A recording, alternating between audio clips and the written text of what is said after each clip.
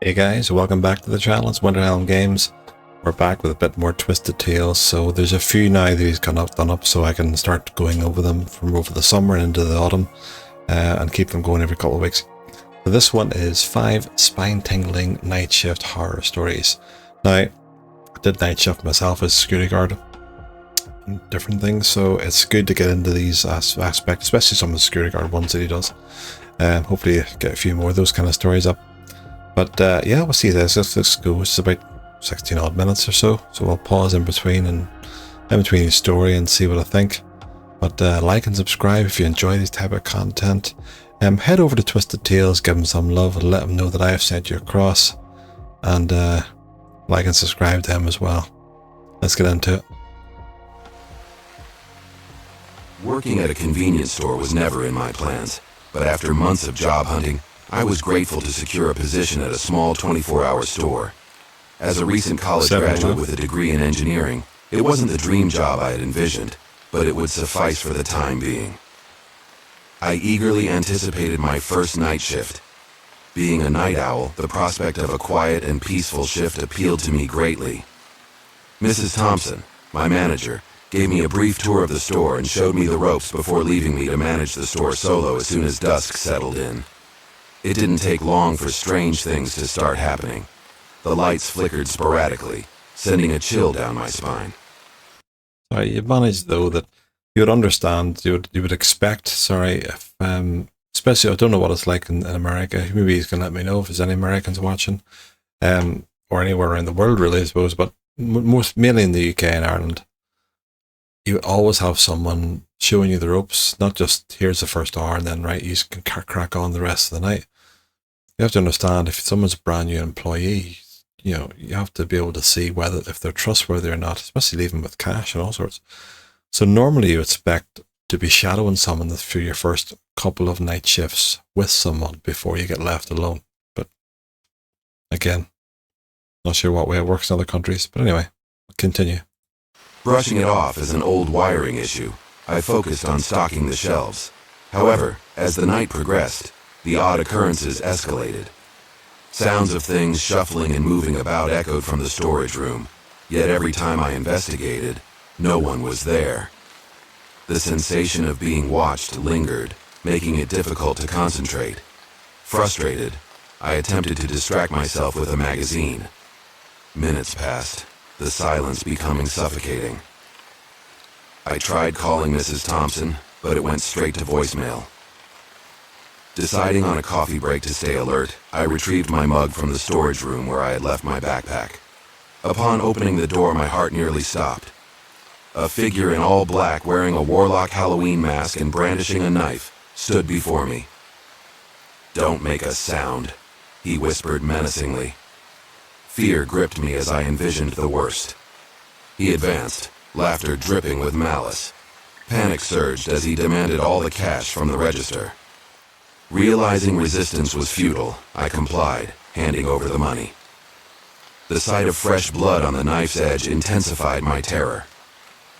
As soon as he fled, I dialed 911, shaken by the ordeal. Police arrived promptly, taking my statement, but with no security cameras or evidence, there was little they could do. I felt a slight betrayal from Mrs. Thompson. Her negligence in not having cameras installed left me traumatized. The image of that knife pointed at me haunted my thoughts.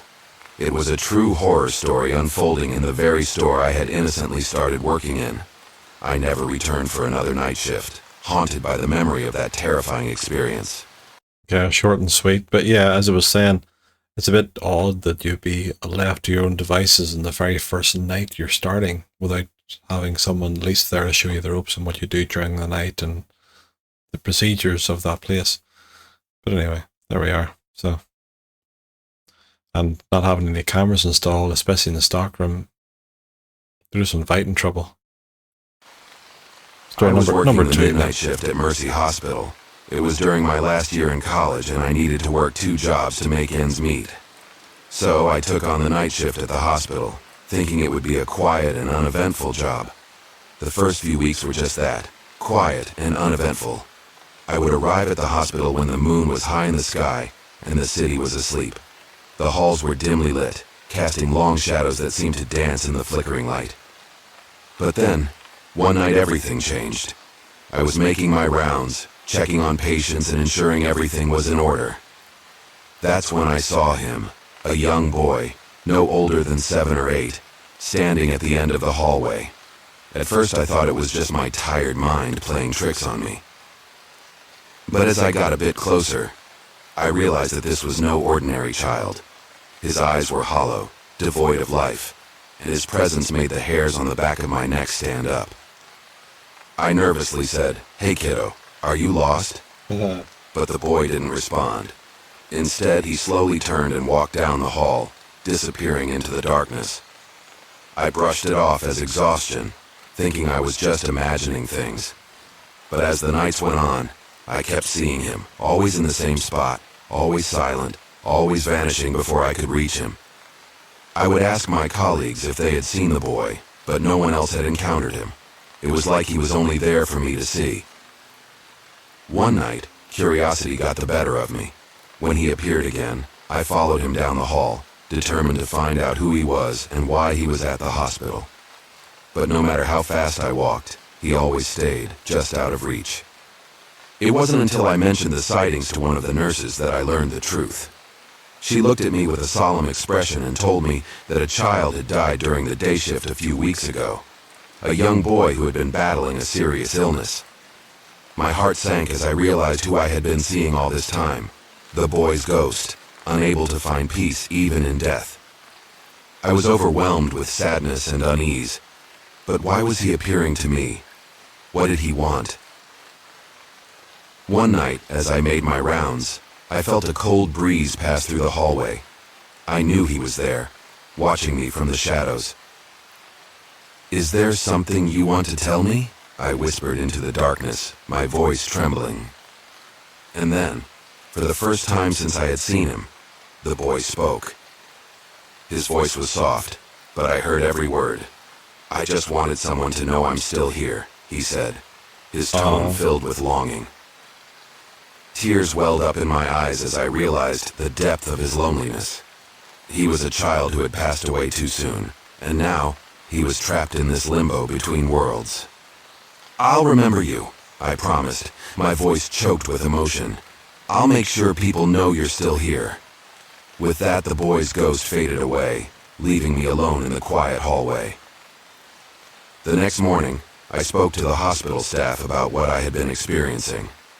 At first, I was kind of hesitant to share what had been happening, but surprisingly, they listened with open hearts, and together, we decided to create a memorial for him. Oh, that's nice. It included a small candle, a stuffed teddy bear, and a couple of kind notes written by all of us.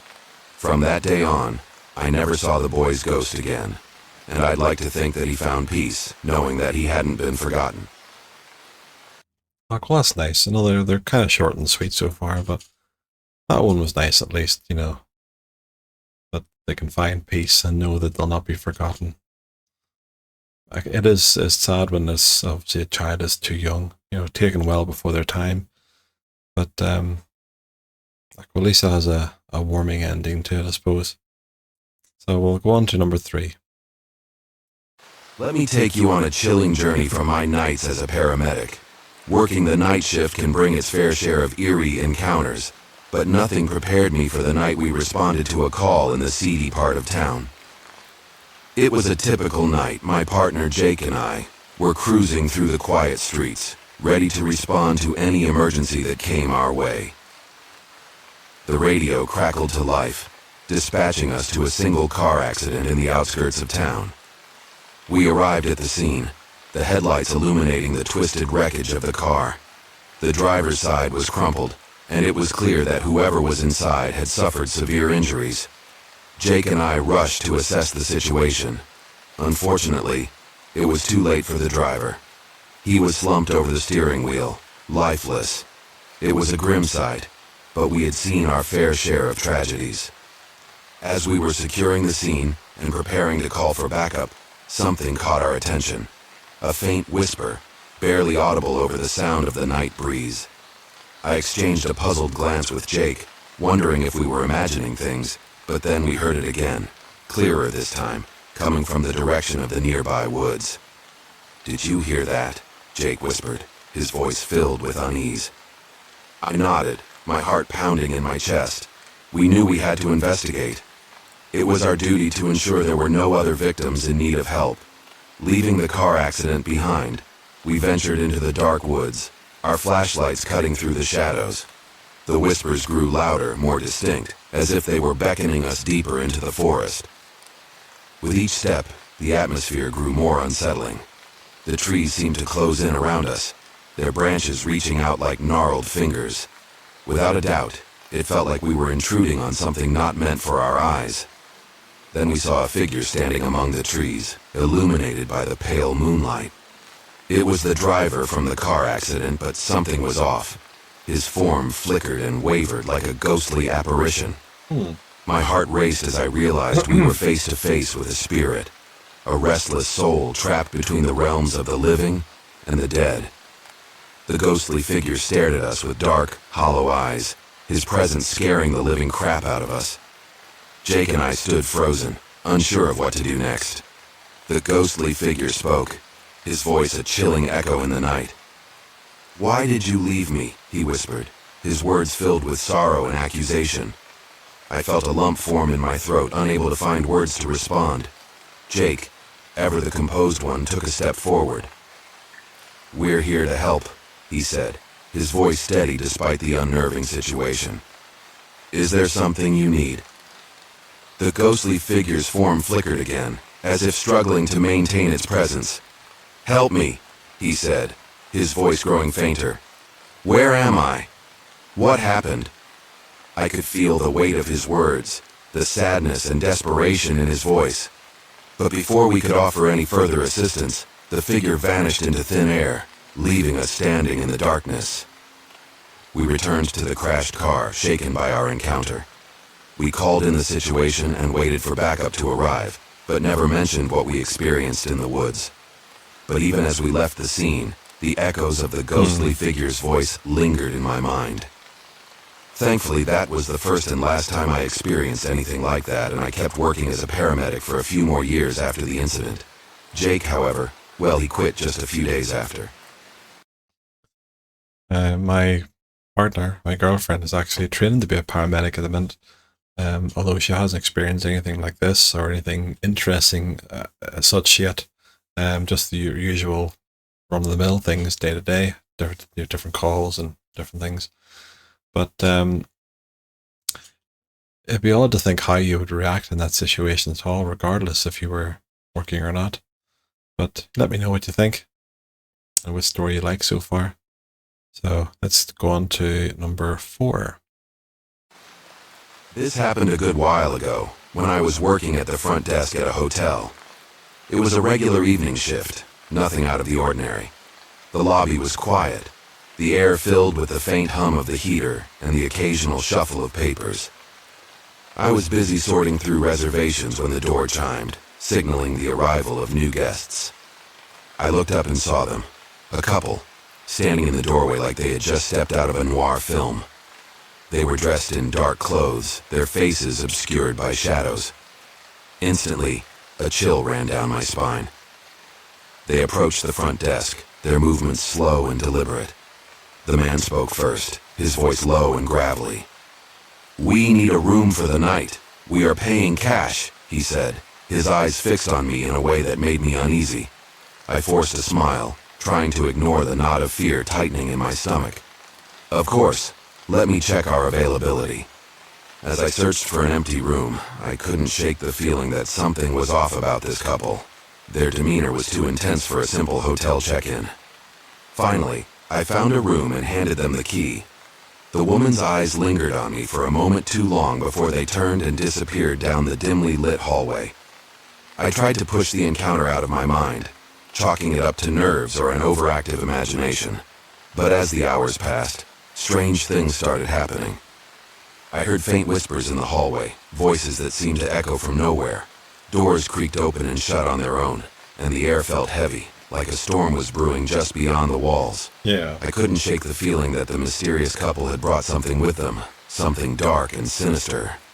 Then around 11 p.m. I turned on the TV in the lobby, hoping to distract myself from the eerie atmosphere. And there, on the late evening news, was a story that made my heart stop. Images of the same couple who had checked into our hotel were all over the screen. As I listened to the reporter's words, carjacking, robbery, murder, the couple was wanted in connection with a string of crimes that had left a trail of devastation across several states. I felt my blood run cold as I realized the danger I was in. Without hesitation, I picked up the phone and dialed the local police, my voice trembling as I told them about the guests at our hotel. The police arrived quickly, their presence bringing a sense of relief and dread. Yeah. They searched the couple's room, uncovering evidence of their crimes, stolen goods, weapons, and a map with a chilling pattern of their travels. It turned out that the couple had been on the run, using hotels like ours as temporary hideouts before moving on to their next target. I hid behind the counter as the police led the couple away in handcuffs. I felt a sense of horror at how close I had come to danger. The encounter with the mysterious couple had left me shaken, my sense of safety shattered. But the story doesn't end there. As the days passed, I couldn't shake the feeling that something lingered in the hotel, a lingering darkness that whispered in the shadows and sent shivers down my spine.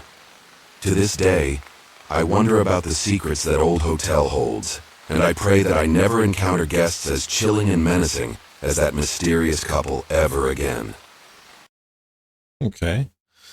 I work in a hotel currently, but yeah, I can understand you could probably get guests that might give a bit of an odd vibe at times and things like that. But you don't think anything of it. You just check them in, be polite, be professional as much as you can.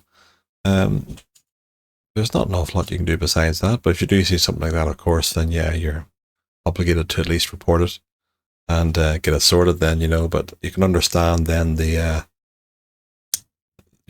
what he would have felt there, thinking they're going to know that you've reported them and all the rest of it. But you just have to hope that everything works out well. And with everything they've been wanted for, it's unlikely they'll see much light of day for a while anyway. So maybe just, if you really feel bad about it, later on down the line, just maybe look for other employment, I suppose.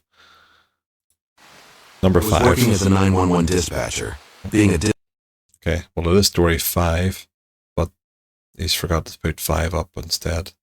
But anyway. Dispatcher can be intense, especially during the night shift when all sorts of strange calls come in. But this night was different. It was downright chilling. It started like any other shift. I settled into my seat, ready to handle whatever emergencies came my way. The first few calls were typical calls, a car accident here, a medical emergency there. But then, as the clock ticked closer to midnight, things took a creepy turn. The phone rang, and I answered with my usual professional tone. But what I heard on the other end shook me to the core. A faint voice, barely audible, pleading for help. 911, what's your emergency? I asked, my heart racing with anticipation. The voice on the other end was panicked, almost frantic. Please, you have to help me. Please help me. I tried to calm the caller down, asking for their location so we could send help. But the man just kept repeating their plea for help, never giving any details about where they were.